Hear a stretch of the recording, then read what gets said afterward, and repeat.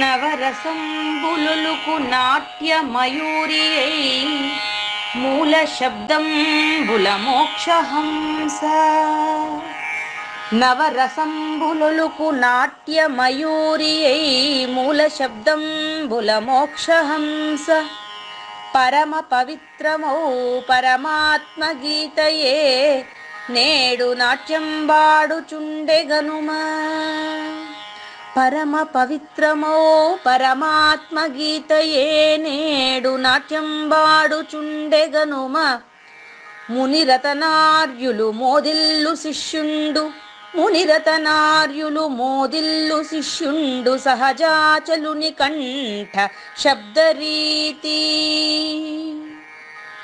అజ్ఞానతిమిరంబులంతంబుజేయ అనాదిబోధను వినుము ఆర్యులార. అజ్ఞానతిమిరంబులంతంబుజేయ అనాదిబోధను వినుము ఆర్యులార. వినుము ఆర్యులార. తెలిపే జ్ఞానేశ్వరుల్ గీతన్ దివ్య రీతి. తెలిపే జ్ఞానేశ్వరుల్ గీతన్ దివ్య రీతి. ఆణిముత్యమీ గ్రంథము అచలులార. ఆణిముత్యమీ గ్రంథము అచలులార. ఆదరించిరి గీతను అచల ఋషులు గురుని వాక్కుగా గ్రహించి గురుతుగనుడు. ఆదరించిరి గీతను అచల ఋషులు గురుని వాక్కుగా గ్రహించి గురుతుగనుడు. హరి ఓ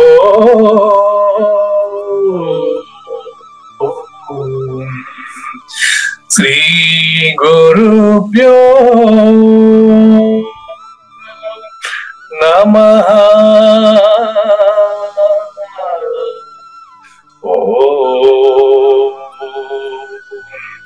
నమో భగవతే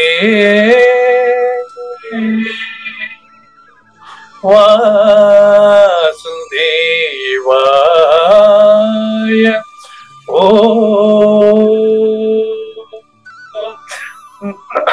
నమో నారాయణాయ. ఓ నమః శివాయ.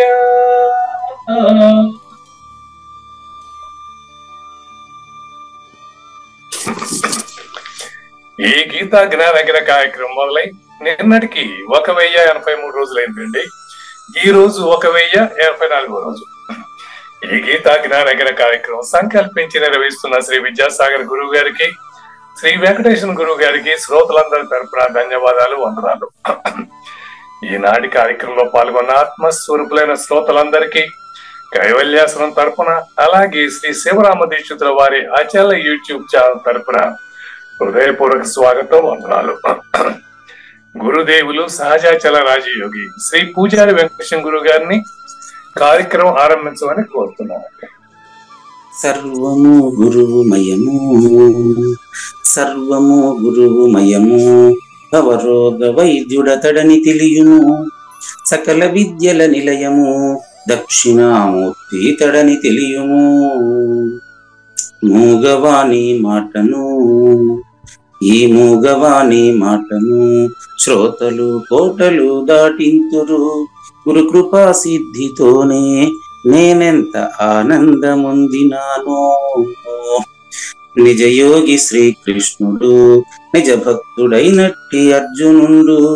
వీరి సంవాదామృతం జనులార మన పాలిట అమృతం. వేదవ్యాసుడు దీనిని జనుల యద వికసించునట్లుగాను మహాభారతమందున వెలిగించే కోటి సూర్యుల వెలుగుతో నిత్య సత్య శాశ్వతమైన పరిపూర్ణంలో లేఖనే జరుగుతున్నట్లుగా భ్రాంతి కలుగుతున్న ఈ యొక్క పవిత్రమైన జ్ఞానేశ్వరీయ జ్ఞాన యజ్ఞంలో వాళ్ళ 1084 రోజు అంటే కలియుగంలో క్రీస్తు శకం 2024 ఫిబ్రవరి 22వ తేదీన మనం గీతాసారాన్ని ఏక భక్తియే అనన్య భక్తి అని తెలుసుకునే దానికి ముందుగా శ్రీకృష్ణ దేశికేంద్రుల 215వ కంద పద్యంతో శ్రోతలందరికీ సాదర స్వాగత సుమాంజలి. శ్రీ గురుభ్యో నమః. శ్రీమద్భాగవత కృష్ణదేశిక ప్రభులు రచించిన 292 కందార్థ దరువులు సంపూర్ణంగా జ్ఞానయజ్ఞంలో రోజుకొకటి చొప్పున వ్యాఖ్యానించబడిన విషయం శ్రోతలకు విదితమే. ఈ కందార్థ దరువులను రచించిన 19 సంవత్సరాల వరకు అవి ముద్రణకు నోచుకోలేదని, వాటిలోని నిగూఢ భావాలను మరింత స్పష్టం చేస్తూ రచయిత క్షరాక్షరోపాధి ద్వయదోషరహిత పరమతత్వ కందములు 261 రచించారని, తదుపరి సద్గురు శుభాశీస్సులతో ఈ రెండూ కలిపి ఒకే పుస్తకంగా ముద్రించారని పెద్దలు చెప్పగా విన్నాం. పుస్తకం ఇప్పుడు మన భక్తులతో చాలా మంది దగ్గర ఉంది. ఈ కంద పద్యాలు భగవద్గీతకు ఉత్తర గీత వలె సద్గురు భక్తులకు కందార్థ దరువులలోని ఎన్నో సమస్యలకు సమాధానమై విలసిల్లుతోంది. ఎంతో ఉపయోగకరమైనటువంటి ఈ కంద పద్యాలను రోజుకు ఒక్కొక్కటి చొప్పున వివరించాలని అడిగిన ప్రత్యక్ష శ్రోతల కోరిక మేరకు జ్ఞానయజ్ఞంలో శ్రీకృష్ణ పరమాత్మ సందేశానికి ముందే ప్రతిరోజు కృష్ణ ప్రభువుల దర్శనం మహద్భాగ్యంగా భావిస్తూ ముందుకు వెళదామా? లేని నేనెరుగకుండిన మేనుండదు, నేను నిల్వ మేనుండక ఈ మేనగు నా జోలి వల్లని దానిని గుర్తిరిగి నేను తొలగితే చాలున్. చూడండి, అనన్య భక్తిని సూచన చేస్తున్నటువంటి శిష్యుడే గురువుగా అపరోక్షం చెందినటువంటి కృష్ణ ప్రభువులు మనకు తెలియజేస్తున్నారు. చూడండి, ప్రారంభంలోనే ఆ పదం పెట్టారు చూడండి, లేని నేను. ఎక్కువగా చరిత్రలో కలియుగంలో ఎక్కువగా ఈ పదం వాడిన వారు కృష్ణ ప్రభు కవిత్వం మాత్రమే. ఈ లేని అనేటువంటి పదాన్ని ఎక్కువగా ఉపయోగించి కంద పద్యాలు రాసిన వాళ్ళలో కృష్ణ ప్రభువుల ముఖ్యులు. లేని అనేది ఉన్నవాడు నిజంగా ఉన్నది ఉన్నట్లు తెలిసిన వాడే తనను లేనని స్పష్టం చేస్తాడు. ఎక్కువసారి చెప్పాడు ఆయన. ఎందుకంటే బోధ దృఢీకరణ కొరకు ఎప్పుడైతే కృష్ణ ప్రభు చేస్తున్న ఈ సూచనను మనం భగవద్గీతలో అన్వయించి చూసినట్లయితే అప్పుడు తెలుస్తుంది. భగవద్గీతలో మనకు బోధించినటువంటి గురువు ఎవరో ఇక్కడ కృష్ణ ప్రభువుల్లో చెప్తున్నటువంటి గురువు కూడా ఆయనే. వాళ్ళిద్దరి మధ్య భేదం లేదు. అది క్లారిటీ. అంటే ఆయన కూడా ఎవరైనా కూడా అజోపి సన్ అవ్యయాత్మ, అంటే నాశరహితమైనటువంటి అచల పరిపూర్ణుడు అయినప్పటికీ మాయా దేహంలోనే మాట్లాడుతున్నాడు, కానీ ఆయన మాటలు మాట్లాడినట్టు కాదు. అది లేని నేను ఎరుగకుండిన, అంటే ఉన్న నేను ఎరిగితే ఉన్నదాన్ని ఎరుగుతాడు. ఉన్న నేను మొదటి నేను, అది మాత్రం ఉంది, రెండోది లేదు. అంతే కదా. అందులో లేని రెండవ నేను గాన మూడవ నేనుతో కలిసి ఎరగకుంటే సరిపోయిందా? రెండవ నేను భ్రమ, మూడవ నేనుతో కలిసి ఎరగకుంటే మేను ఉండదు. ఎప్పుడు మరణం తర్వాత కాదు, ఇప్పుడే ఈ క్షణమే. చూడండి, ఇంత అద్భుతమైన సూచన. ఆహా, శిష్యుడే గురువుగా అపరోక్షం చెంది చెబుతున్న మాటలు ఇవి. అంతే. ఈరోజు కృష్ణ ప్రభువు లేరు ఫిజికల్ గా, ఆయన ఉన్నదంటగా చెప్తున్నాడు. ఆయన ఇప్పుడు ఉన్నట్టుగానే ఉంది నిజంగా ఫిజికల్ గా. అది ఫిజికల్ గా ఆయన మాట్లాడుతున్నప్పటికీ ఆయన ఫిజికల్ కి నాన్ ఫిజికల్ కి అతీతుడు. ఆయన ఉన్నా లేకపోయినా ఒకటే చెప్పేది. Physical third person, non physical second person, first person మాట్లాడదు. ఫస్ట్ పర్సన్ లోనే ఆయన ఫస్ట్ పర్సన్ కి ఎలాంటి భంగం కలగకుండానే ఆయన ఈ ద్వయంలో వచ్చి, ఈ యొక్క మురికి దేహంలో మట్టి దేహంలో వచ్చి ఆయన మాట్లాడతాడు. అంటే ఆయన పవిత్రమైనటువంటి దేహానికి సేవ చేసినటువంటి ఆ యొక్క శిష్యుడు కూడా అటువంటి స్థితిని పొందగలడు. ఆయనకు సేవ చేయడం అంటే అర్థం ఏంటి? ఆయన వాక్యాన్ని పాటించి నడుచుకోవడమే. అంతే, నమ్మాలి, పాటించాలి. కాబట్టి లేని నేను ఎరగకుంటే మేను ఇప్పుడే లేదు. మరి నేను మేనుండక నిలవను. అది లేకుంటే ఇది లేదు, ఇది లేకుంటే అది లేదు. అవును. మరి ఈ మేను అంటే ఈ ద్వయమైనటువంటి మేను, ద్వయమైన ఈ మేనగు నా జోలి వల్లని దానిని చూసారా? అంటే రెండవ నేను మూడవ నేను కలిసి ఎరుగుతున్నటువంటి నేను అబద్ధం. దీనిని ఈ జోలి సంబంధం లేనటువంటిది, ఈ జోలికి సంబంధం లేనటువంటిది. మరి దానిని గురుకృపతో గురుముఖంగా మరి గురువాక్యంతో గుర్తెరిగితే నేను తొలగితే చాలు, అబద్ధపు నేను లేదని తెలిస్తే చాలు. నిజం నేను చెప్పేదానికి చెప్పేవాడు ఉండడు కదా. గాఢ నిద్రలో ఎట్లాగైతే నిద్రపోయిన వాడు నిద్రపోతున్నానని ప్రకటించడో, ఆ విధంగానే లేని నేను తెలియకపోతే ఈ మేను గురించిన ప్రస్తావన లేదు. ఎప్పుడైతే రెండవ నేను లేదు, మూడవ నేను ఆటోమేటిక్గా లేదు. ఈ మేనగు అంటే ఈ ద్వయమైనటువంటి నా జోలికి సంబంధం లేకుండా ఏదైతే ములుగుచ్చదానికి సందు లేకుండా ఉందో దాన్ని కానీ గుర్తిరిగితే అప్పుడు కొంతమంది ప్రతిజ్ఞలు చేస్తూ ఉంటారు చూడండి. నా ప్రాణం పోయినా దాన్ని కొంటానండి అంటాడు అనుకో, ప్రాణం పోయినాక ఎట్ట కొంటాడు అని అంటే అతను బతికున్నట్టు ఇప్పుడు ఫీల్ అవుతున్నాడు అని అర్థమే కదా. అంతే. నేను సచ్చినా వదలనండి, సచ్చినాక నువ్వు వదిలేదేంది, అదే నిన్ను వదిలేస్తాడు కదా. చూడండి ఇప్పుడు మనం సహజంగా ఇంటే పదాలే కదా ఇవి. అది అర్థమైంది. చచ్చిపోయినా కూడా నాకు పర్లేదు అన్నట్టు, అది కానే కావాలా అంటే మళ్ళీ పుడతానని వాడే ప్రతిజ్ఞ చేస్తున్నాడు చూడు. మరి అదంతా చూడండి. అంటే దానిపైన ఉండేటువంటి వ్యామోహం అలాంటిది. అంతే. అది నేను సచ్చినా వదలనండి అంటే సచ్చినాక నువ్వు వదిలేది అదే నిన్ను వదిలేస్తుంది కదా. కాబట్టి ఈ సావు పుట్టుకల భ్రాంతిలో ఉండేవాడు ఎప్పుడు కూడా భ్రమలో ఉండేవాడే. చావు పుట్టుకలు రహితమైనటువంటి వాడు ఎప్పుడు కూడా పరిపూర్ణుడు, ఇప్పుడైన వాడు కాదండి. కాదు. కాబట్టి ఊరికి ఎగ్జాంపుల్ చెప్పానండి నేను. లేని నేను ఎప్పుడైతే శరీరాన్ని గుర్తిరగడం లేదో అప్పుడు పరిపూర్ణాన్నే చూస్తుంటాడు. అతను పరిపూర్ణుడే, అది ఏకభక్తి. అది ఇప్పుడు జ్ఞానేశ్వర్ ఎక్స్ప్లెయిన్ చేస్తారు మాకు. అసలు ప్రతిజ్ఞ చేస్తున్నారు ఈరోజు మనకు అందరి తరపున ప్రతిజ్ఞ చేస్తున్నారు కృష్ణ పరమాత్మ. కాబట్టి లేని నేను లేకపోతే మేన్ లేదు, నేను లేకుండా ఈ మేను అసలు లేదు. ఈ ద్వయమైనటువంటి డూప్లికేట్ నేను తెలియకుండా, డూప్లికేట్ నేనుకు సంబంధం లేకుండా ఉండే ఒరిజినల్ నేను తెలిస్తే డూప్లికేట్ నేను లేదని, లేని దానికి తెలిసి లేదని తొలగితే సరిపోతుంది. అది ఈ యొక్క కృష్ణదేశ కేంద్రుల యొక్క భావం అండి. ఈ విషయాన్ని మరి మంచి ఏమంటారు దాన్ని కవితాపూర్వకంగా మొదటి నేనులో నుండి సాక్షాత్తు శ్రీకృష్ణ భగవానుడు చెబుతున్నాడండి. రచయితకు ధన్యవాదాలు తెలియజేస్తూ జ్ఞానయజ్ఞం 2వ భాగం శ్లోకం నంబరు 18వ అధ్యాయంలో శ్లోకం నంబరు 65.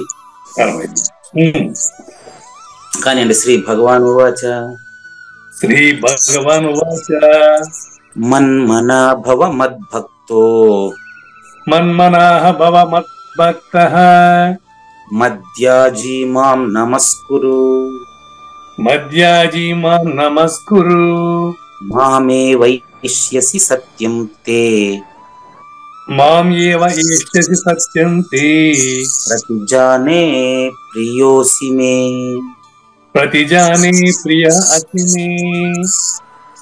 ఇది యాజ్ ఇట్ ఈజ్ గా 9వ అధ్యాయం చివరి శ్లోకం కూడా అక్షరం తేడా లేకుండా ఇదే. చివరి కొన్ని పదాలు మారుతాయండి. మొదట్లో కంప్లీట్ అదే. రాజ విద్య రాజగుహ్యం అన్నారు దాన్ని. ఆ శ్లోకం సారాంశం మొత్తం 9వ అధ్యాయం చివరి శ్లోకంలో ఉందండి. అది రాజ విద్య రాజగుహ్య యోగంలో చివరంటే 34 అనుకుంటాను. అక్కడ ఇదే శ్లోకాన్ని ఎలా చెప్తారంటే మన్మనాభవ మద్భక్తో, చూడండి సేమ్, మద్యాజీ మాం నమస్కురు, ఇంతవరకు ఏం తేడా లేదు. వైష్యసి అది కూడా అదే ఉంది. అదే ఉంది ఇక్కడ కూడా. యుక్త్వైవం ఆత్మానం మత్పరాయణః. దాని బదులు ఇక్కడ పదాలు ఆ 9వ అధ్యాయంలోనే ముగించినటువంటి విషయం సత్యమని నీకు వింటున్న కావూరి నాగేశ్వర ప్రసాద్ గారికి ప్రతిజ్ఞ చేస్తున్నాను. ఎందుకో తెలుసా? తే మే ప్రేయసి, నువ్వు నాకు ప్రియం కనుక దాని పూర్ణ మూల్యం అంటారండి. పూర్ణ మూల్యంలో ఇంక ఇద్దరు ఉండరు. ఇద్దరు తల్లి తన బిడ్డను తానుగానే ప్రేమిస్తుంది, అంతే. రెండోది ఉండదు.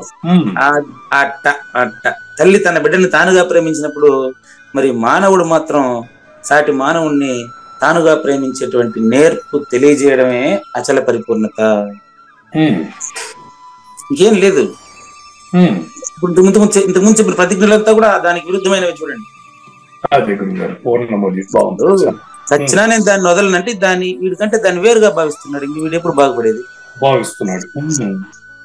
అదే గన మన్మనాభావ మద్భక్తు అంటే అది నేను ఒకటే డూప్లికేట్. కానీ ఈ డూప్లికేట్ కంటే ఇతరమైనటువంటి అది నేను అనేటువంటి అపరోక్షత కలిగితే మళ్ళీ డూప్లికేట్ ఏడుంది? ఒరిజినల్ డూప్లికేట్ లేదు. ఈ విషయాన్ని ఇందులో ఈ 18వ అధ్యాయం 65వ శ్లోకంలో ఆ 9వ అధ్యాయం 9వ అధ్యాయం చివరి శ్లోకాన్ని తెచ్చి ఇక్కడ ప్రతిజ్ఞ చేశారండి. చూడండి, మన్మనాహ భవ, ప్రతిదానికి భవ చేర్చుకోవాలండి. అంటే అది ఒక ఏమంటారు, ఆర్ట్, అది ఒక కళ, అది వ్యాఖ్యాతే చెప్పాలి దాన్ని. మన్మనాభవ అంటే నువ్వు నేనవ్వు. మన్మనాభవ అంటే నా యందే మనసు నిలిపినవాడు అని అర్థం వస్తుంది. అది నా యందు మనసు నిలపడం అంటే నువ్వు నేను వేరే అని అర్థం వస్తుంది.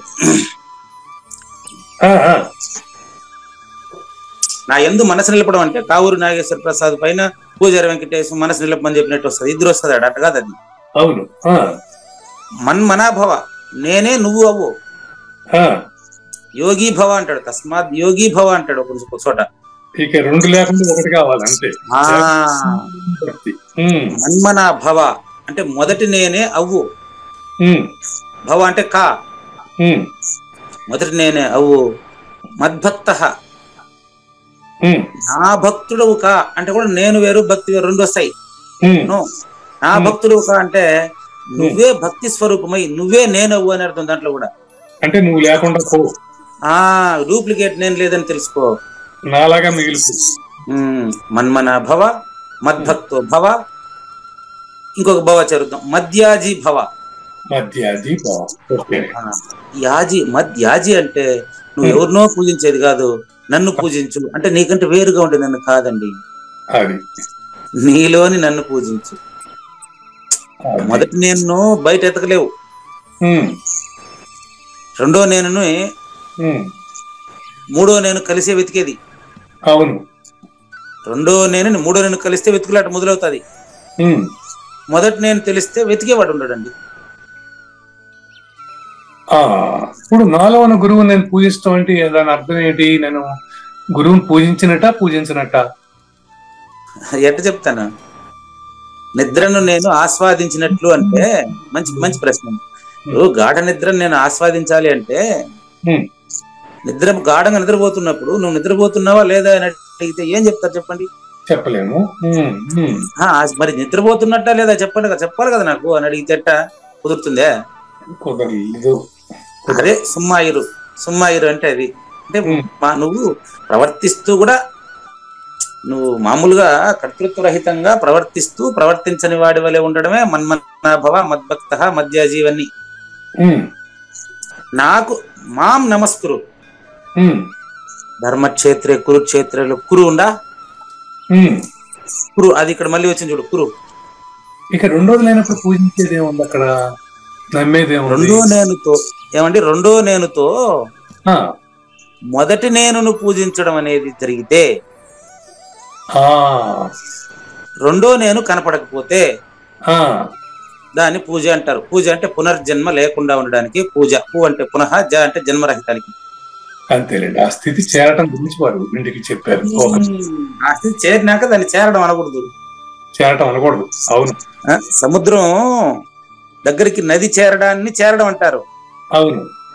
చేరిన తర్వాత ఇంకా చేరడం అనరు. ఉండదు. ప్రయాణంలో కూడా నది సముద్రమే కదా అంటాడు ఒక ఆయన. ఎవరో వచ్చారు మొన్న నుంచి, నంద్యాల నుంచి వచ్చారు ఇద్దరు గురు భక్తులు. అది ప్రయాణంలో కూడా సముద్రమే కదా, సముద్రం నుంచి వచ్చిన నీళ్లు సముద్రంగా వేరుగా ఉంటదా? మరి నది అంటే ప్రవాహాన్ని నది అంటున్నాం, అది ప్రవాహము అని తెలియజేయడానికి నది అంటున్నాం తప్ప అది సముద్రం నుంచి వచ్చిన నీళ్లే కదా. అవును.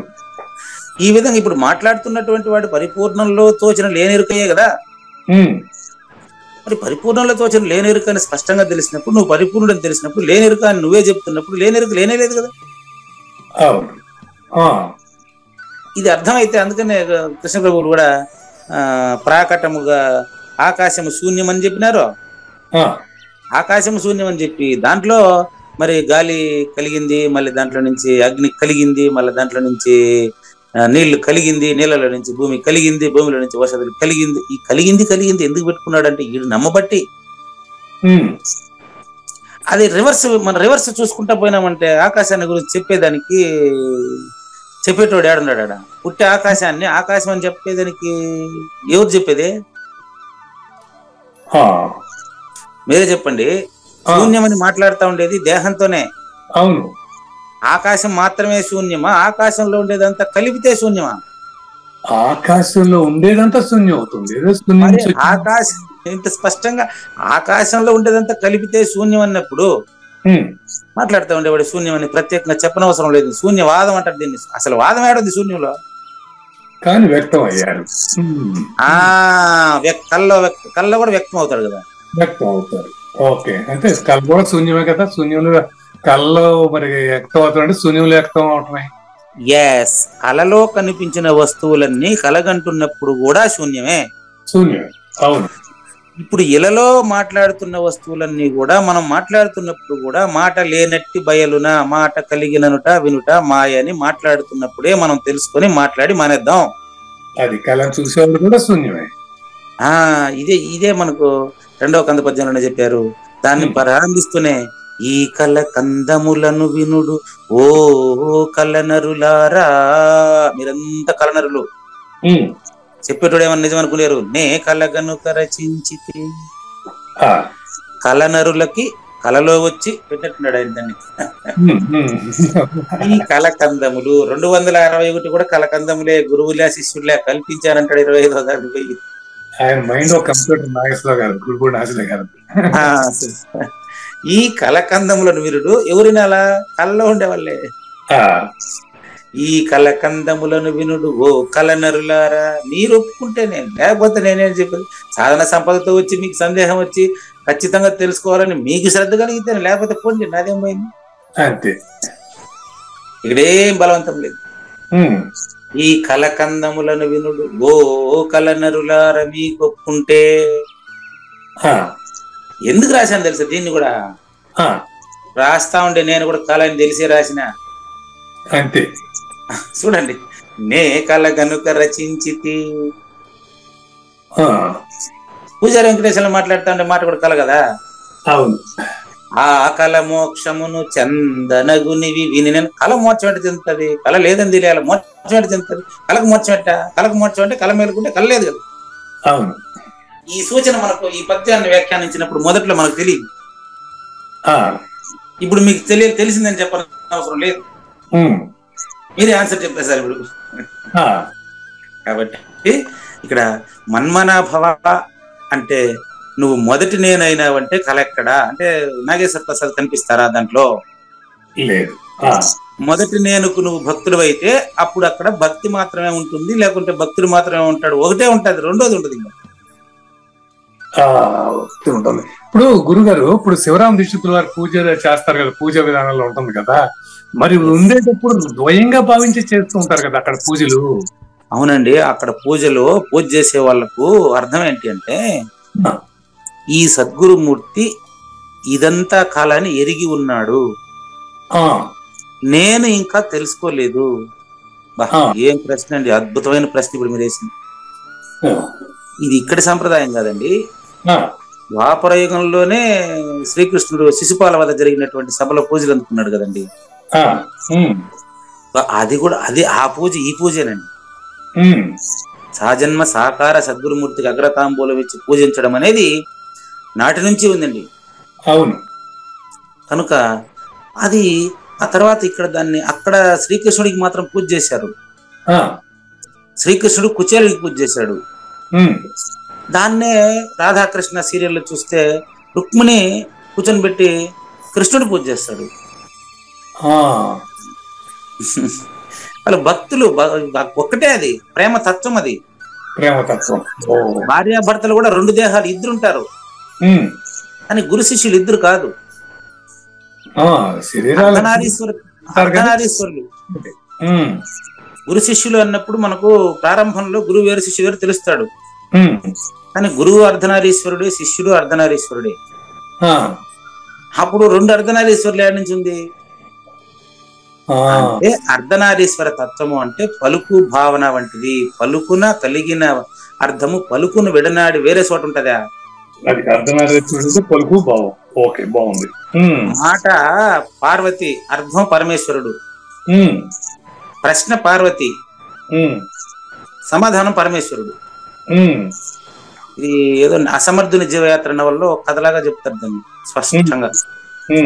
అర్ధనారీశ్వరుడే కొద్దిసేపు పార్వతి ఆన్సర్ చెప్పినట్టు, కొద్దిసేపు పరమేశ్వరుడు ఆన్సర్ చెప్పినట్టు అట్టా ఇటు తిప్పి చూపిస్తారు దాన్ని.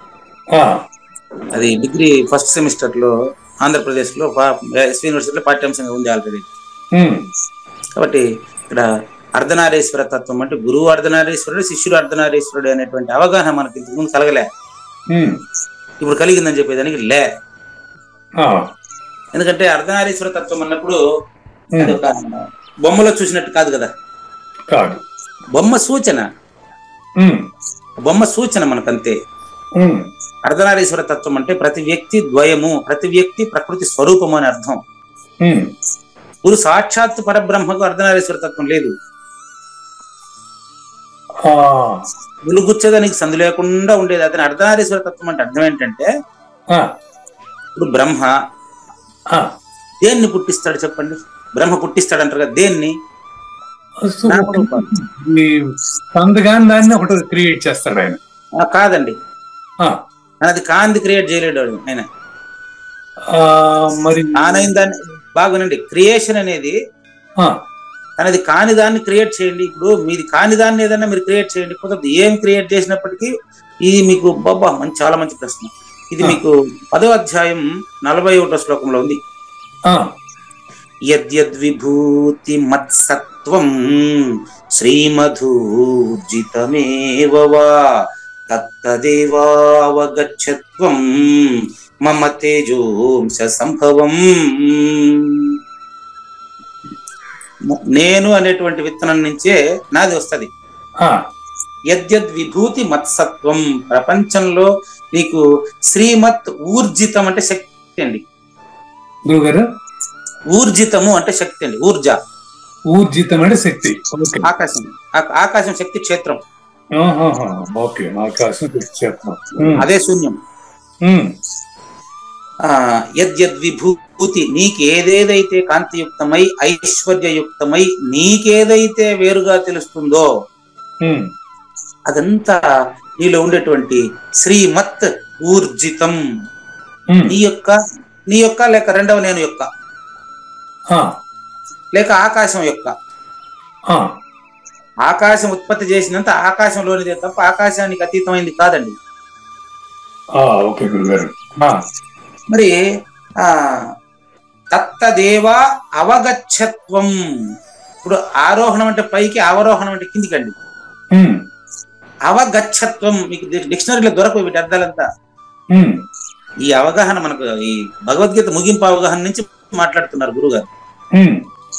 అవగచ్చత్వం అంటే ఇదంతా కూడా అవ అంటే కిందికి అనమాట. దేని కిందికి అంటే మొదటి నేనుకి ఇతరమైందే. ఏదైనా సరే మొదటి నేను ఇతరమైంది మాత్రమే నీకు తెలియబడేది. మొదటి నేను నువ్వే కదా, నీకు నువ్వేట తెలియబడతావు. నిద్రలో నీకు నువ్వు తెలియబడతాండవా? అదే అందరూ అదే అయి ఉండరు. అది వాళ్ళు తెలుసుకోవాలా. సంభవం అంటే పుట్టుక. సంభవం అంటే పుట్టుక. ఓకే. ఏది పుట్టుక అంటే మీకు బ్రహ్మ అంటే ఏమర్థం అంటే దానికి వచ్చా నేను దూరం. కానీ ఇప్పుడు ఇందాక చెప్పింది కొంచెం ఇదిగా ఆకాశం శక్తి క్షేత్రం అన్నాము. అవును. శక్తి కొంచెం దేనితో కలిస్తే అది వ్యక్తం అయింది? శక్తి మంచి ప్రశ్న. శక్తి క్షేత్రం అన్నారు మీరు నాకు ఆకాశాన్ని. ఏం ప్రశ్న అండి. శక్తి దేనితో కలిస్తే అది వ్యక్తం అయింది. Very good. మీరే చెప్పండి. విత్తనము దేనితో కలిస్తే చెట్టు అయింది? కలవకుండానే చెట్టు అయింది. ఎస్, విత్తనం దేనితో కలిస్తే చెట్టు అయింది అంటే దేనితో కలవలేదు, దాని నుంచే అదే విత్తనంగా మారుతుంది. కరెక్ట్ అండి. ఇంకో విషయం చెప్తాను. మీసాలు గడ్డాలు మనకు ఫస్ట్ లేవు కదా. అది కరెక్టే.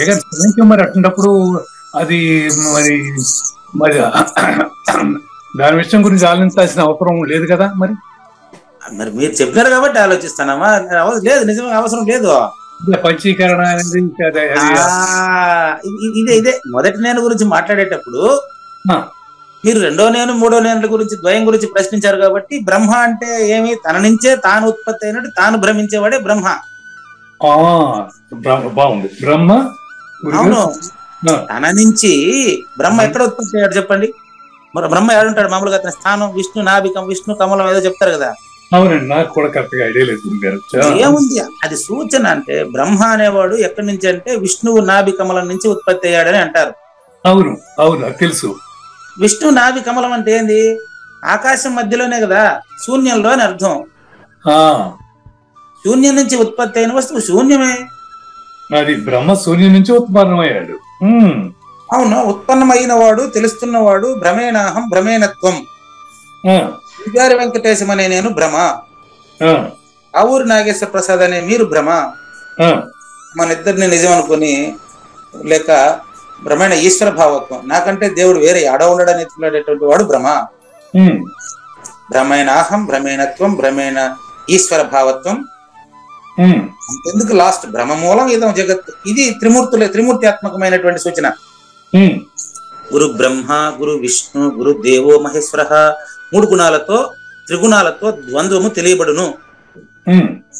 త్రిగుణాలతో తెలుస్తున్న ద్వంద్వములోనే కళ, ఈ మెలకువ, సుషుప్తి 3. సుషుప్తి కారణము, కళా మెలకువ కార్యరూపములు. సుషుప్తి బాగుంది. సుషుప్తి కారణ రూపము ఆకాశం వంటిది. అది మీకు ఉదాహరణలు, మీకు అవస్థల్లో దానికి పేర్లు పెట్టి చెప్పాను గాని, విత్తనము ముందు సుషుప్తి, విత్తనము సుషుప్తి. మరి అది మెలకు దీనికి వచ్చినప్పుడు ఏమంటారు, మొలకు వచ్చినప్పుడు అది మళ్ళీ కార్యరూపం. అది అదే విధంగా అయితే దానికి మనసు లేదు అక్కడ. ఏదైతే వ్యక్త రూపంలో గుర్తించబడుతుందో, ఎదుటి వ్యక్తిని గుర్తించేటువంటి తత్వం ఏదైతే ఉందో తనలోని జ్ఞాపికల జ్ఞాపికల వ్యక్తీకరణే మనసు అండి. జ్ఞాపకాల వ్యక్తీకరణ మనసు. అంతే కదా, అంతే కదా. అదే మన్మనాభావ, అదే ప్రారంభం. ఈ రోజు శ్లోకం అదే స్టార్ట్. కనుక మన్మనాభావ అంటే మొదటి నేను అయినామంటే అప్పుడు మనసు అమానస్కం అవుతుంది. కానీ అవును, ఇది ఎట్టొచ్చిందంటే చూడు, యద్యద్విభూతి మత్సత్వం శ్రీమదూర్జితమేవ తత్తదేవ అవగచ్చత్వం. మొదటి నేను కంటే వేరైనటువంటిది మమ తేజోంశ సంభవం, నాది అని తెలియబడును. సంభవం పుడుతున్నట్టు తెలియబడతాయి, కలిగినట్లు తెలుస్తాయి. దీనికి కంక్లూడ్ చేస్తాడు చివరి చూడండి. 42, 43, 42 దీని అట్లా కంక్లూడ్ చేస్తాడు చివర. దీనికి క్లోజ్ చేస్తాడు చూడండి. అథవా నాయన నీకు అవసరం లేదా ఇవంతా, ఈ శూన్యపు నాలెడ్జ్ అంతా నీకు తెలుసుకున్న ఉపయోగం లేదు. చివరి ఇదే అనుకుంటా సూచన చేస్తాడు. అథవా బహునైతేనా, ఇట్లా ఎన్ని రకాలుగా చావు పుట్టుకల గురించి, ఉత్పత్తి స్థితి నాశనల గురించి, జననము స్థితి మరణము ఉత్పత్తి స్థితి నాశనం తెలుసుకుంటా ఉంటే కిం జ్ఞాతేనా, ఇవన్నీ తెలుసుకుని అసలు నీకేం ప్రయోజనమయ్యా? ఇప్పుడు నువ్వు లేదని తెలుసుకున్న తర్వాత నీకు సపరేట్ గా పొందే ప్రయోజనం ఏముంటది చెప్పు? ఉన్న దాంట్లో లేనని తెలిసింది కదా. అవును, ఎట్లా నువ్వు ప్రయోజనం పొందినవాడు అని రెండెట్టు తెలుస్తాయి. మీకు లేనిదే ఉన్నట్టు భ్రమింపజేసిన అర్థమైంది. మరి గురు సూచనలో నీ మెలకువలో మాట్లాడుతున్నటువంటి పూజారి వెంకటేశం లేవు. లేని నువ్వు గాఢ నిద్ర వంటి నీలో ఉండే దాని గురించి నువ్వెట చెప్తావు? గాఢ నిద్రలో నువ్వు ఎలా ఉన్నావో ఆ విధంగా అంతటా ములుగుచ్చేదానికి సందు లేకుండా అది ఉంది. అది నువ్వని తెలిసిన తర్వాత రెండుకి ఒక చోట చీకటి వెలుతురు ఒకే చోట చూపిస్తావా? చీకటి వెలుతురుని ఒకే చోట ఉంటాయా? చూపించలేదు, ఉండవు. చీకటి ఉన్న చోట వెలుతురు ఉందండి. ఇప్పుడు ముందు చీకటి ఆడికన్నా ప్రయాణం చేసిందే. అట్ట లైట్ వెలగాలి. ఇప్పుడు మనం 60 చివరి శ్లోకంలో మన్మనభావ అంటే ఇద్దరు లేరాడా? ఇద్దరు లేరు. అందుకని అథవా బహునైతే కింజ్ఞాతైన తవ ఇవన్నీ తెలుసుకోవడానికి ఏం ప్రయోజనం లేదయ్యా. ఒక మాట చెప్తాను. విష్టవ్యాహం ఇదం కృత్స్నం అచల విష్ణువు అనేటువంటి వికార రహిత విష్ణువు అనేటువంటి ఏకాంశేన ఒకే అంశం మాత్రమే ఇక్కడ చెప్పబోయేది. అదే ఏకభక్తి చెప్పబోయేది. ఇప్పుడు ములుగుచ్చ సందు లేకుండా ఉండేటువంటి అచల పరిపూర్ణం మాత్రమే ఉంది. అందులో ఇవన్నీ లేకనే తోచినవి, ఐశ్వర్యయుక్తమై కాంతియుక్తమై తెలియబడుతున్నది అంటారు కదా. దీన్ని బట్టి చూస్తే మనం చూడండి, ఆయన అది కనిపెట్టినాడు, ఈయన ఇది కనిపెట్టినాడు, ఆయన ఏరోప్లేన్ కనిపెట్టినాడు. ఏం కనిపెట్టినప్పటికీ ఆకాశానికి అతీతం కాదు కదా. కాదు, మీరు చెప్పిన దాని ప్రకారం ఆకాశానికి మాయను క్రియేట్ చేసే శక్తి ఉంది. రెండు ఒకటే. అవును, విత్తనానికి చెట్టును పుట్టించే శక్తి ఉంది అన్నట్టండి. కరెక్ట్ మీరు చెప్పింది ఉంది. ఇప్పుడు ఆకాశానికి మూలం ఆత్మ అనుకున్నప్పుడు ఆత్మకు కూడా మాయను క్రియేట్ చేసే శక్తి ఉంది. అదే ఆత్మ అనే పదాన్ని ఎన్ని రకాలుగా తీసుకోవాలని చెప్తాను. ఆకాశం అంటే శూన్యము. ఆత్మ అనే పదంలో రాసుకోండి. ఆత్మ ఈజ్ ఈక్వల్ టు రాయండి. ముందు మీరు ఉపయోగించే పదంలో క్లారిటీ ఉండాలి. ఆత్మ అంటే నేను. మళ్ళీ ఆత్మ అంటే ఆత్ ఏమీ, మా లేదు, ఏమీ లేదు. అది రెండో మంత్రం. ఇప్పుడు ఆత్మ అంటే నేను అని అర్థం అండి. ఆత్మ అంటే ఏమీ లేదు అని అర్థం అండి. నెక్స్ట్ ఆత్మహత్య అంటారే, అది దాని అర్థం చూడండి. ఆత్మహత్య అంటే తనను తాను చంపుకుంటా. తనను తాను చంపడం లేదు, దేహాన్ని చంపుతా ఉన్నాడు. ఓకే, చూసుకోండి. తనను తాను చంపుకున్నట్టు ఆత్మహత్య అని వ్యవహారం. తనను తాను ఏడు చంపుతాడు అంటే తను ఎరుకను చంపుకుంటున్నాడు కదా. అదే చెప్పేది. ఎరుకను లేని ఎరుకను చంపేది ఏంటి వాడు? అదే కదా జన్మకు వచ్చిండేది. మళ్ళీ దాన్ని చంపితే మళ్ళీ జన్మే కదా.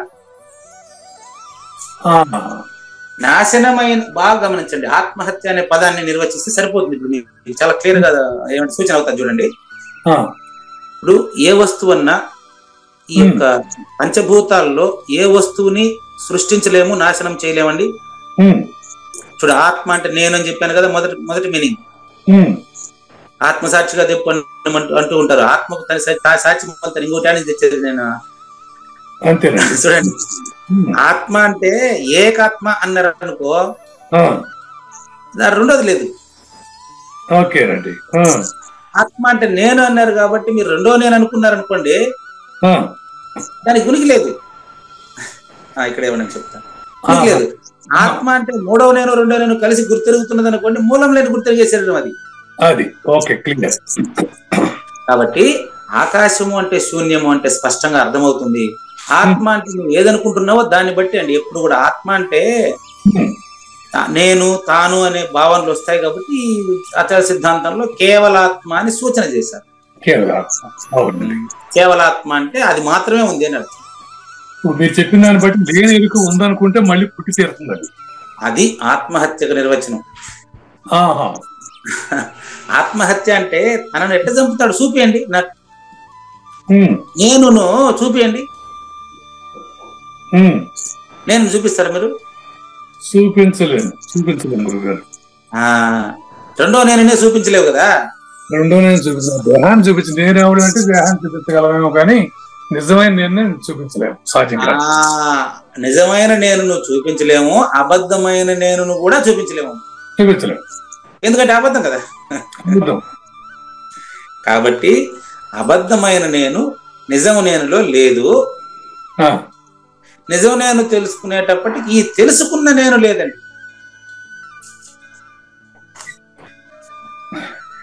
నిజ నేను అబద్ధం నేను తెలుసుకున్నది ఏదో ఒకటి ఉంది. అది మూడోదా? మరి అది ఎక్కడి నుంచి? ఉండండి బాగా గమనించండి. నిద్రపోయేవాడికి నిద్రను ఎక్కడి నుంచైనా తెచ్చి తనలో ఇముడ్చుకుంటాడా? నిద్రలో ఈడే లేకుండా కనిపిస్తున్నాడా? వీడే లేకుండా ఉంటున్నాడు, కనిపిస్తున్నాడు.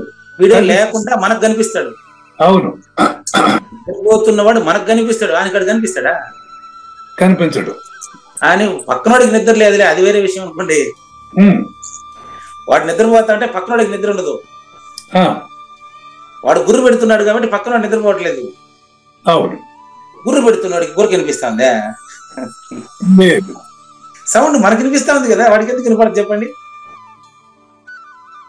అదే గురుగారు, గురక మనకు వినపడుతుంది, వాడికి ఎందుకు వినపడలేదని చెప్పేది కూడా నా అనుభవమే, రెండో నేను యొక్క అనుభవమే. అంటే నేనుకు వేరుగా జ్ఞానం ఉందంటారా? నేనుకు వేరుగా జ్ఞానం లేదు, జ్ఞానానికి వేరుగా నేను లేదు. మరి గుర్తించేది ఏంటి? నిజమైనది అబద్ధం అన్ని గుర్తించేది ఎవరు? గుర్తించేది ఏదైతే గుర్తిస్తా ఉందో అదే గుర్తిస్తుంది. మిమ్మల్ని అడుగుతాను. ఇప్పుడు పూజారి వెంకటేశాన్ని గుర్తించింది కావూరు నాగేశ్వర ప్రసాద్ కదా. కావూరు నాగేశ్వర ప్రసాద్ గుర్తించింది ఎవరు చెప్ప? అది ఎరుకంటున్నాం కదా గురుగారు. ఏమండి? అది ఎరుకంటున్నాగా మనం. అదే లేదంట. అవును, నన్ను గుర్తించేదైతే నువ్వా? నీలో నిన్ను గుర్తించేదానికి ఎరుక అంటున్నావే కానీ ఇంకొకటి చెప్తాండవా? లేదు. అంటే గుర్తించేది ఏదైతే ఉందో అది వేరుగా, గుర్తించబడేది వేరుగా భ్రమిస్తున్నాము. గుర్తించేది గుర్తించబడేది ఒక్కటే. అక్కడ త్రిపుడు లేదంటారు. నిజ నేను, అబద్ధం నేను, తెలుసుకుని నేను లేదు, ఒకటే. త్రిపుటిని ఏకం చేసి రహితం చేసి చూస్తే మన్మనాభవ, మొదటి నేను అవునావు, మొదటి నేనుగా తెలియబడినావు, మొదటి నేను భక్తుడైనావు, మొదటి నేను పూజిస్తున్నావు, మొదటి నేనుకే నమస్కరిస్తున్నావు. అది నీలోనే, అంటే నాలోనే నేనే నమస్కరిస్తున్నాను నాకే. ఇది ఎక్కడుందంటే బా యోగ వాసిష్టం చివరి ఉందండి. యోగ వాసిష్టం చివరిలో ఉందండి ఈ సందేశం. రాముడు అంటాడు, అంటే ఇన్ని రోజులు నాకు నేనే చెప్పుకున్నానా? ఓరే ఓరే ఓరే, అంటే నాకు నేనే నమస్కారం పెట్టుకుంటాను అంటాడు ఒకే మాట. చివరి చెప్తాడు అన్నమాట. అదే సందేశం ఇది కూడా. కాబట్టి మన్మన భవ మద్భక్తు అంటే నాకు నమస్కారం పెట్టు, నాకు భక్తులు అవ్వు, నన్ను పూజించు అంటే అర్థం ఏంటంటే మొదటి నన్ను నువ్వుగా అపరోక్షం చెందితే దీన్ని ఏకభక్తి అంటారు. నీకు విశ్లేషణలో మామే వైశ్య సత్యం తే ప్రతిజ్ఞానే ప్రియోసిమే ప్రతిజ్ఞ చేసి చెప్తున్న ఈ శ్లోకం విచారణ పూర్తయ్యేలోపు నేను ఒకటేనని అది నువ్వేనని తెలిసిపోతుంది నీకు అని అర్థం. చూడండి ఈ యొక్క జ్ఞానేశ్వరి స్టైల్ ఒకసారి మీరు చూస్తే మీకు అర్థమవుతుంది. జ్ఞానేశ్వరిగా వచ్చి కావూరి నాగేశ్వర ప్రసాద్ పూజారి వెంకటేశ్వరులకి స్పష్టంగా ప్రత్యక్ష ప్రమాణంగా చెప్పి గీతా సారాన్ని స్పష్టంగా తీసి చూపిస్తాడండి. నాకంత చేత రాకపోవచ్చు కానీ ఆయన ఉదాహరణలు చూస్తే ఎవరైనా తెలియాల్సింది, ఏ మానవుడికైనా పరిపూర్ణత తెలియాల్సింది. చూడండి, వీరుడు అయినటువంటి ఓ కావూరి నాగేశ్వర ప్రసాద్ గారు ధీరుడు అంటే తెలుసుకునేవాడు, వీరుడు అంటే తెలియజెప్పేవాడు. ధీరుడు అంటే మొదటి నేను తెలుసుకునేవాడు, వీరుడు అంటే ఈకల కందములను వినుడు కలనరులారా అని స్పష్టంగా తాను లేకనే తెలియజెప్పేవాడు వీరుడు. అదే మీరు. నువ్వేం చేస్తావంటే ఇప్పుడు సర్వవ్యాపకుడవైన మొదటి నన్నే నీ అంతరంగంలో స్పష్టంగా తెలుసుకోనన్నా. అంతరంగంలోనే కాదు, బాహ్యంలో అంతరంగంలో అంతటా ములుగుచ్చేదానికి సందు లేకుండా సర్వ విధములకు వ్యవహారాలకు సంబంధించిన అంతటా ములుగుచ్చే సందు లేకుండా ఉన్నట్లుగా మొదటి నేను తెలుసుకును. ఉదాహరణగా ఇక్కడ చెప్తా రెండో నేనులో ఆకాశం యొక్క అన్ని అవయవాలు కలిస్తేనే ఆకాశం. అవును. సముద్రంలో ఉండేటువంటి చిన్న పిట్టపడిగా కప్ప అన్ని కలిస్తే సముద్రం అంటారు. దాంట్లో ఒక్క బిందువు లేకపోతే కూడా సముద్రం అనకూడదు కదా. మరి పంచభూతాలు కలిస్తేనే కదా ఆకాశం అని చెప్పాలి. మరి పంచభూతాలు అయినటువంటి ఆకాశం పరిపూర్ణంలో లేదన్నప్పుడు చెప్పేవాడు కూడా లేదు కదండి. అప్పుడు ఉండేది కదా మొదటి నేనా. రెండో నేను మూడో నేనంతా నీకు కల్పించి చెప్పింది అంతే కదా. కాబట్టి నువ్వు మొదటి నేనని స్పష్టం కావాలి. అది మన భవ మొదటి నేనుగా అవ్వు. అంటే పరిపూర్ణం మరి పంచభూతాలను కల్పించుకోలేదుగా. అదే ఇప్పుడు అయితే ఉదాహరణ మాత్రం పంచభూతాల్లో చెప్తున్నాడండి. ఉదాహరణ చెప్పడానికి పరిపూర్ణంలో నేను లేదు కాబట్టి ఆకాశంలో గాలి అన్నప్పుడు ఆకాశం వేరుగా గాలి వేరుగా ఉంటదా? ఆకాశం గాలి ఒకటే. అది ఆకాశంలో గాలి అంటే గాలిలో అగ్ని అంటే అగ్నిలో నీళ్లు, నీళ్ళలో భూమి అంటే ఇవన్నీ కలిస్తేనే కదా గుర్తెరుగుతున్నాను. పంచభూతాలు కలిసిన దేహమే కదా గుర్తెరుగుతా ఉంది. ఈ కల్పన పంచభూతాలు అంతే కదా. పంచభూతాలు ఉపాదాన కారణం అండి. అంతేనండి. పంచభూతాలు ఉపాదాన కారణం అండి. ఉపాదాన కారణం అంటే గురుగారు, ఉపాదాన కారణం అంటే దేహానికి ఉపకరించినటువంటి వస్తువులు. అది దేహానికి ఉపకరించినటువంటి వస్తువులు. రూపానికి ఉపకరించిన వస్తువులు ఉపాదానము. ఉపాధి ఆదానం. ఈ ఉపాధి అంటే దేహం అండి. ఉపాధి అంటే దేహము, లేకపోతే కుండ. మట్టికి కుండకు ఉపాధి చూడండి అట్లా. ఉపాధి అంటే రూపం అండి. ఉపాదానము అంటే రూపానికి ఏదైతే రూపానికి రూపం ఇచ్చిందో అది ఉపాదానం అండి. రూపం. Okay, right.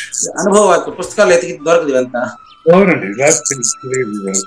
రూపానికి రూపించుటకు కారణమైన వస్తువులను ఉపాదాన కారణం అంటారండి. చాలా బాగుంది, చాలా క్లియర్. కాబట్టి ఆకాశం యొక్క అన్ని అంగములందు వాయువే కలిసి ఉంటది. అట్లా నువ్వు నాలోనే ఉంటావు. ఏ నాలో? మొదటి నాలో నేనే ఉండేటప్పుడు దాన్ని ఉండడం అనరు. చెప్పేదానికి నేను ఎరుకేడా? ఓకే. అట్లా దీని సారాంశం అంటే నువ్వు నీ మనస్సును ఏకమాత్రమగు నా దేవాలయంగా చేసుకుంటేది ఏంది? నువ్వు అదే. దేహమే దేవాలయము, జీవుడే దేవుడు అంటానులా. జీవుడే దేవుడు, దేహమే దేవాలయం ఎవరికో చెప్పేది కాదు. ఇడా ఎవరికో కాదు, ఇంటున్నటువంటి కావూరి నాగేశ్వర ప్రసాద్ గారు నీ మనసే కోవెలా, నీ దేహమే దేవాలయము, నీ మనసే గర్భగుడి. నీలోనే సద్గురువును పూజించినప్పుడు, సద్గురు వాక్యాన్ని నీలో చూసినప్పుడు అప్పుడు దేహము ఆ మనసు ఉండదు. నా శ్రవణము వల్లనే నీ చెవుల్ని చక్కగా నింపు. నా శ్రవణము మొదటి నేనుని అమృతమును, యథామృతమును తాగడానికి నీ చెవులు ఓపెన్ చేసి తాగు, చెవులతో తాగు. ఆత్మ, ఇప్పుడు మీరు ఆత్మ అనే పదం చూసుకోండి. ఆత్మ అంటే చూడు, మొదటి నేను చేత నిర్మలులైనటువంటి, ఇప్పుడు ఈ సంత జనులు వింటున్నటువంటి వాళ్ళండి. సంత జనులు అంటే సంతలో జనులు కాదు, సంత్ శ్రీధర, సంత్ జ్ఞానేశ్వర్. ఈ సంత పదం అది లెక్క.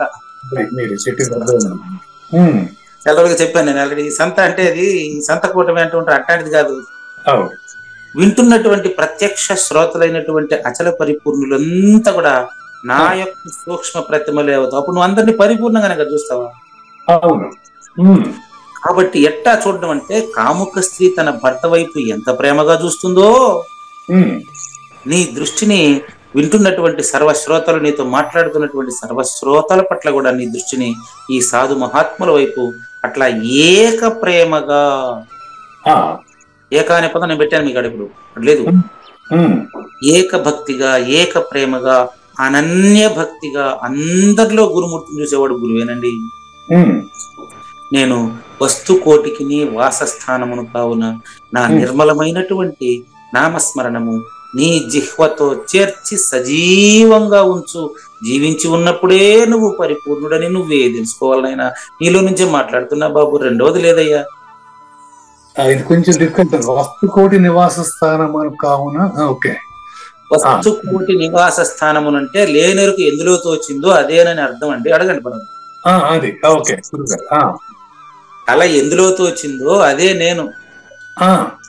కలగన్నప్పుడు కూడా కళ్ళలో ఉండే వస్తువులు గాని, కలగంటున్నవాడు గాని అబద్ధమైన తెలిసిన వెంటనే ఆ కళ లేనిదవుతుంది. అవును.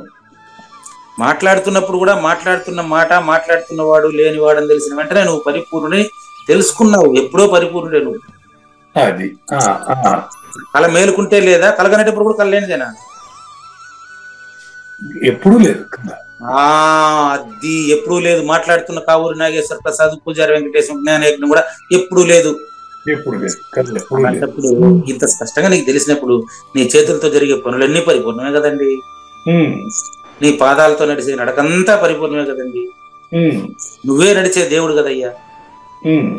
నీవు వ్యవస్థ ఈ విధంగా వ్యవస్థీకృతం కావాలి కావూరి నాగేశ్వర ప్రసాద్ గారు.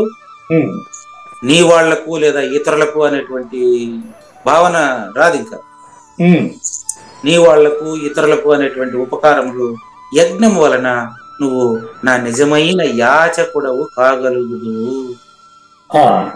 యజ్ఞము వలన యాచకుడు అంటే ప్రతిదీ భిక్షగా స్వీకరిస్తాం. ఏదైనా అంటే ఏ స్థితిలో ఉన్నప్పటికీ స్వీకరించేదంతా భిక్ష అవుతుంది. అందుకని పరమేశ్వరుడే మొదటి భిక్షగాడు. అందుకనే కదా శివుడు భిక్ష ఎత్తుకుంటాడంటే అదే అర్థం. పరమేశ్వరుడే మొదటి భిక్షగాడు. పార్వతి మనకు పెట్టేటువంటి తల్లి. ఆ పరమేశ్వరుడు ఏడ ఉంటాడు అనుకునేవు. నేను భోజనం చేసేటప్పుడు భిక్ష పెట్టేటువంటి వాళ్ళని పార్వతిగా భావిస్తే ఆ భావించేవాడు పరమేశ్వరుడు కదా. కరెక్టే. పరమేశ్వరుడే అంతా మనకి ఇచ్చి మళ్ళీ ఆయన మన దగ్గర తీసుకోవటంలో అర్థం. అది కావూరి నాగేశ్వర ప్రసాద్ కంటే ఆయన వేరుగా చూసినప్పుడు చెప్పే మాట. కావూరి నాగేశ్వర ప్రసాద్ కంటే పరమేశ్వరుడు వేరుగా చూసినప్పుడు ఆయన ఇచ్చడం తీసుకోవడం ఉంటది. అంటే అర్ధనారీశ్వరుడు అది థర్డ్ పర్సన్ లో కదా లెక్క. అవునండి, అవునండి. అర్ధనారీశ్వరుడు అన్నప్పుడు ఇచ్చేవాడు వేరుగా తీసుకునేవాడు వేరుగా ఏడున్నాడు. అదే అట్లా భౌతికంగా వ్యవహారికంగా నువ్వు భిక్షగాడిగా ఉండమని అర్థం. చాలా సూక్ష్మంగా ఉన్నది ఇది. సూక్ష్మంగా ఈ విధంగా నువ్వు ఒక్కొక్క మాట ఇంత సూక్ష్మంగానే ఎంతవరకు అని చెప్తాను సోదరా. నీలో నువ్వే స్వయంగా ఇంకా పైకి చేయాలండి. ఇంకా పైకి చేయాలి చూడండి. నీలో నువ్వే స్వయంగా సేవక భావాన్ని స్థాపించుకోవయ్యా. మరి మిగిలిన వారిని అందరినీ మద్రూపులుగా తలంచి మొదటి నేను రూపులుగానే అందరినీ చూడవయ్యా. మొదటి నేను రూపంగా అందరినీ చూసి వారిని సేవ్యులుగా తెలుసుకో. నీకు సేవ చేస్తున్నారు, నీతో మాట్లాడుతున్న ప్రతి వ్యక్తి నీకు సేవ చేస్తున్నారని భావించు తండ్రి. చక్కని సూచన గురుగారు. బిచ్చగాడిగా భావించి జీవించన్నట్టు. ఇందువలన భూత కోజడ నీ మనస్సు నందుండే ద్వేషం తొలగిపోతుంది. చూసావా, మధ్యాజీ మాం నాకు నమస్కారం పెట్టంటే విగ్రహానికే. నీలో ఉండే మొదటి నేనుకు నువ్వు నమస్కారం పెట్టు అంటే అర్థం ఏంటంటే అప్పుడు నువ్వు నమస్కారం పెట్టేవాడు పెట్టించుకునేవాడు ఇద్దరు లేరని కదండి.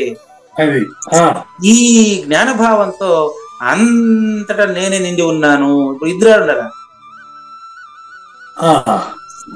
ఈ నమ్రతను నువ్వు గ్రహిస్తావు. ఎప్పుడైతే నువ్వు సూచన గ్రహించావో ఎదుటి వ్యక్తులు నువ్వు పరిపూర్ణనే చూస్తావు. రెండోది నీకు ఉండదు కదా.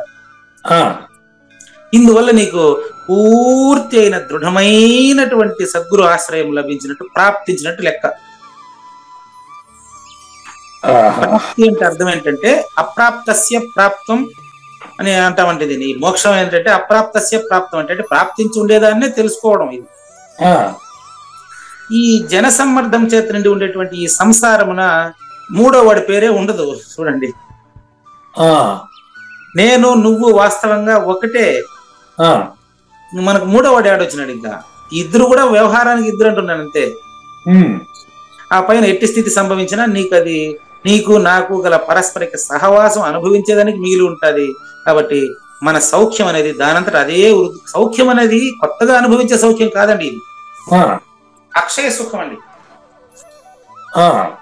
పొందవలసిన దానిని పొంది ఉన్నట్టు తెలియట. రాసుకోండి. పొంది ఉన్నట్టు తెలియట అక్షయ సుఖము. ఈ పదాలు మళ్ళీ చెప్పలేనేమో. పొందవలసిన దానిని పొంది ఉన్నట్టు తెలియట అక్షయ సుఖము. పొంది ఉన్నట్టు తెలియటము. ఓకే. నెక్స్ట్ అట్లాగే నాయన ఓ కావూరి నాగేశ్వర ప్రసాద్ గారు, త్రిత్వం అంటే త్రిపుటి అండి. గురుగారు అక్షయ సుఖము చెప్పండి గురుగారు.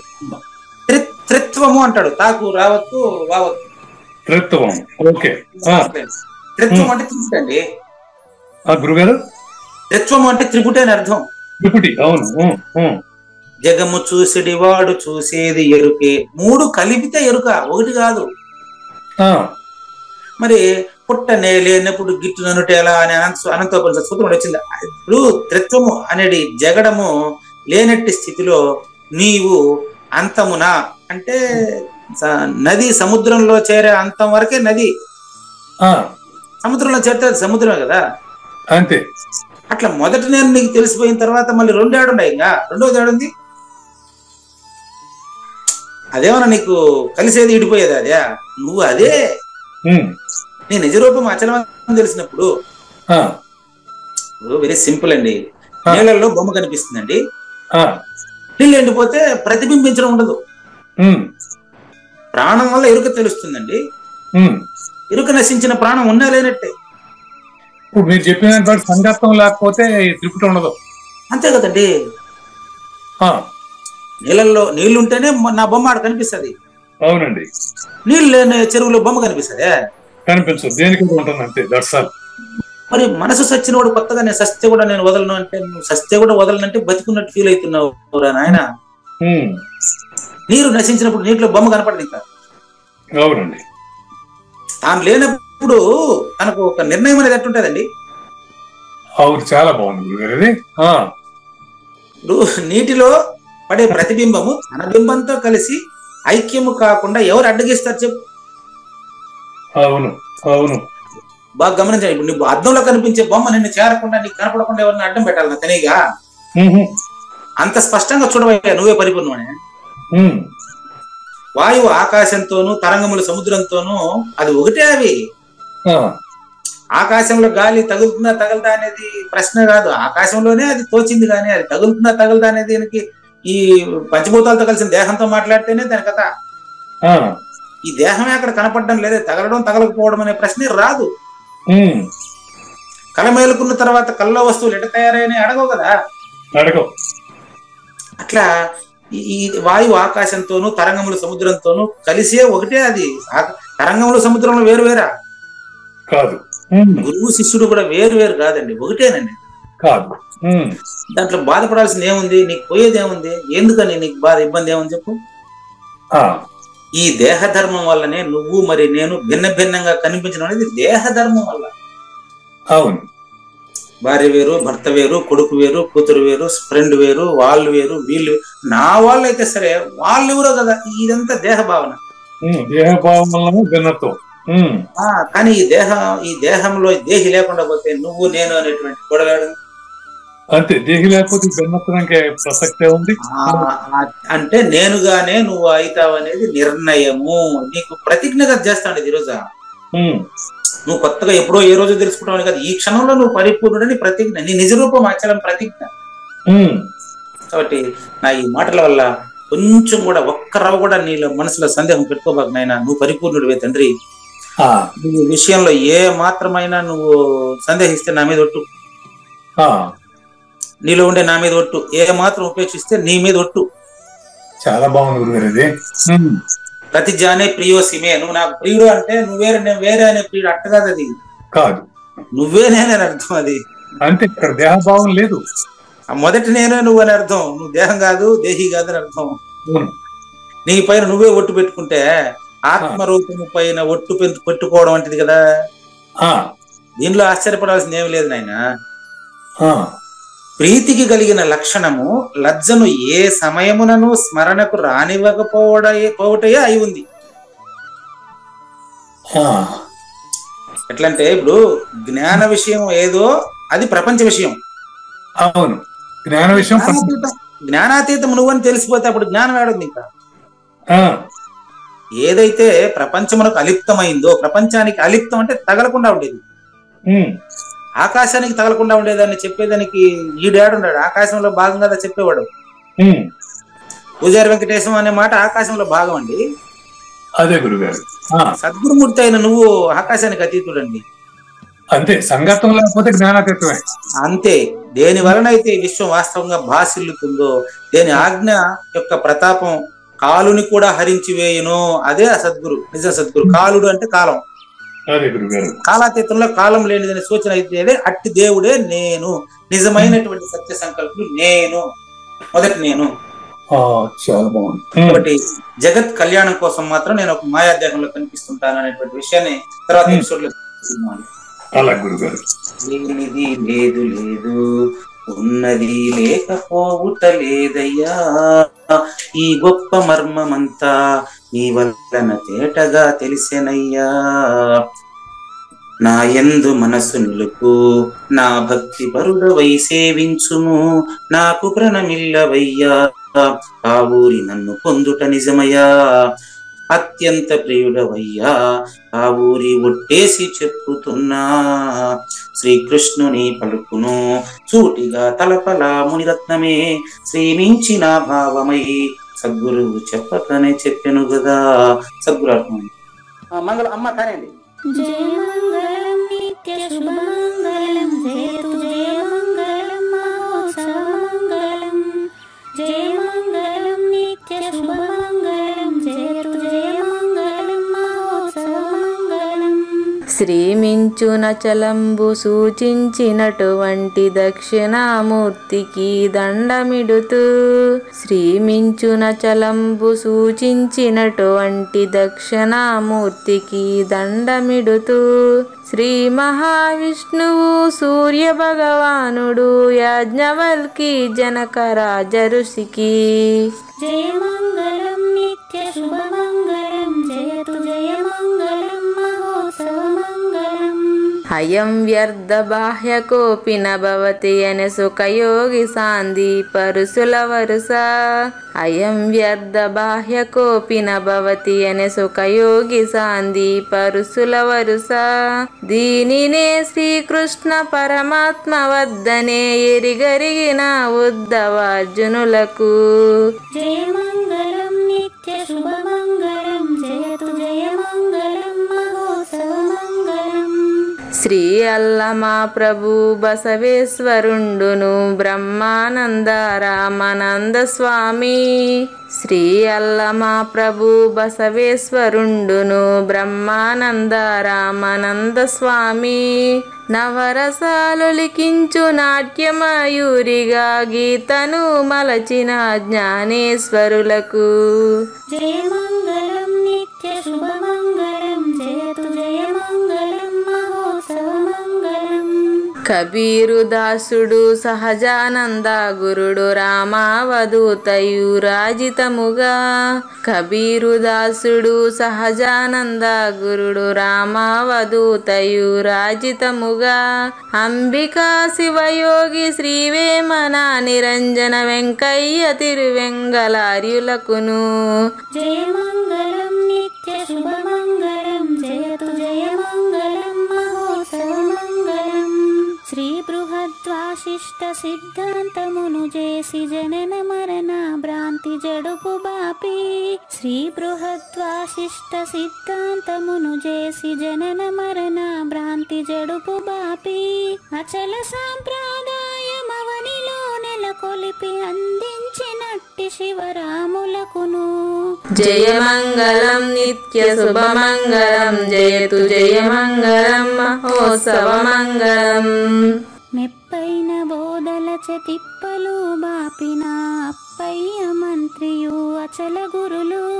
మెప్పైన బోధల తిప్పలు బాపిన అప్పయ్య మంత్రియు అచల గురులు.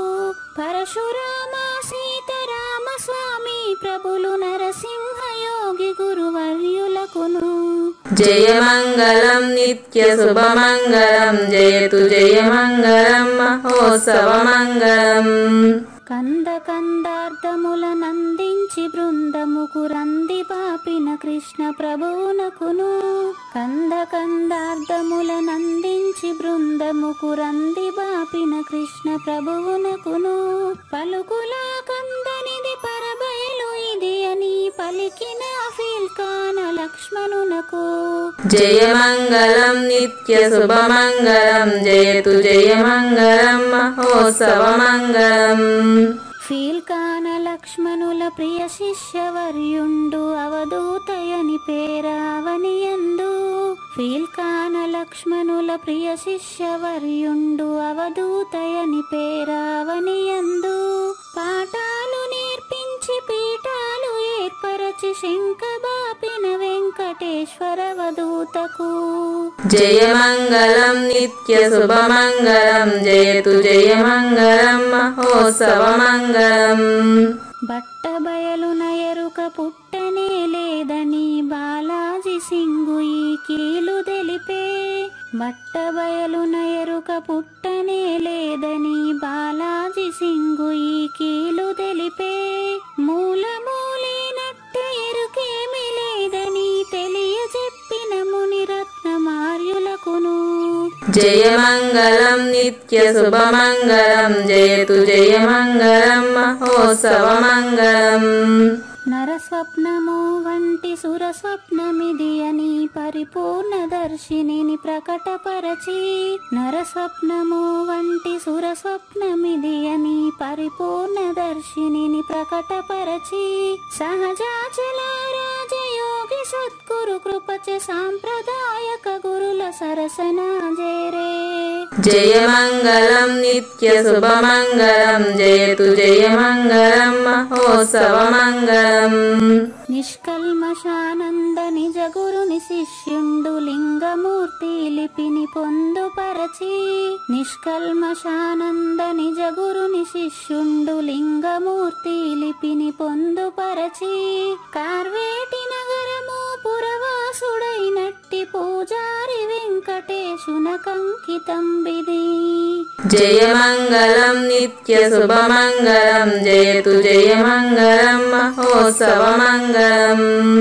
జయమంగళం నిత్య శుభమంగళం జయతు జయమంగళం మహోత్సవమంగళం. జై సద్గురు ప్రభు మహారాజ్ కి జై. జై గురుదేవ్ అండి. శ్రోతలందరి తరపున వెంకటేశ్వర గురువు గారు ధన్యవాదాలు చెప్తూ శాంతి మంత్రం. పూర్ణమదః పూర్ణమిదం పూర్ణాత్ పూర్ణముదచ్యతే పూర్ణస్య పూర్ణమాదాయ పూర్ణమేవ అవశిష్యతే. ఓం తత్సత్. ఓం శాంతి శాంతి శాంతి. హరి ఓం.